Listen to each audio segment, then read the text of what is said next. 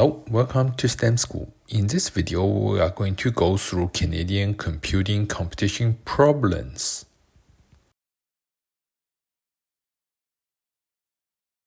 Let's take a look at the problem here. Occupy parking. Okay, so problem description. You supervise a small parking lot which has n parking spaces. Yesterday, you recorded which parking spaces were occupied by cars and which were empty. Today, you record the same information. How many of parking spaces were occupied both yesterday and today? Okay, so here's the input specification. All right, so the first line input contains the integer n, which is between 1 and 100. The second and third line of input contains n characters each. The second line of input records the information about yesterday's parking space, and the third line of input records information about today's parking spaces. Okay, so each of these two n characters will either be C to indicate an occupying space or dot to indicate it was an empty parking space. Okay. So the output specification is output the number of parking spaces which were occupied yesterday and today. All right.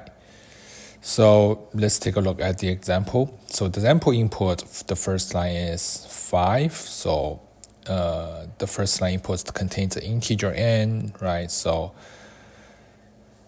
and then the second line is cc, which is cc.c, which C indicates occupying space. So occupy, occupies, empty, empty, occupy, right? So and dot cc dot dot, right? So that's totally 5. So n represents n parking spaces, right? As previously talked about before. So 5 parking spaces. And that's the occupy and empty spaces. So output for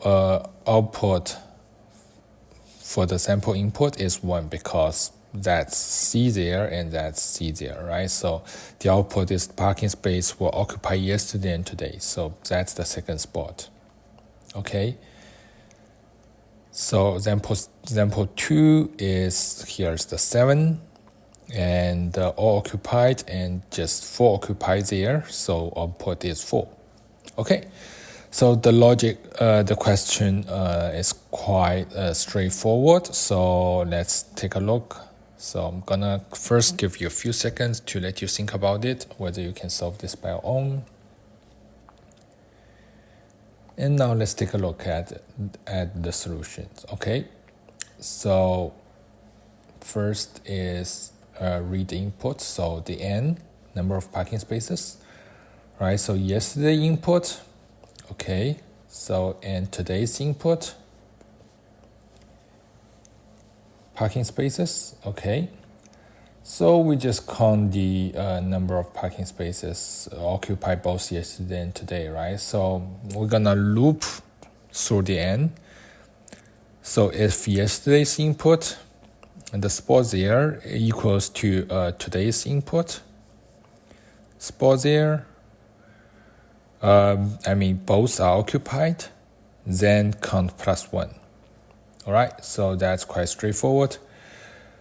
We don't have to do anything with anything to change that because the input is basically returns with string, and that just basically we are just looping through the string. Okay. So in order to solve this problem, we need to understand input, understand the strip, understand the for loop and range, and understand if statement. And we need to understand that string can be looped.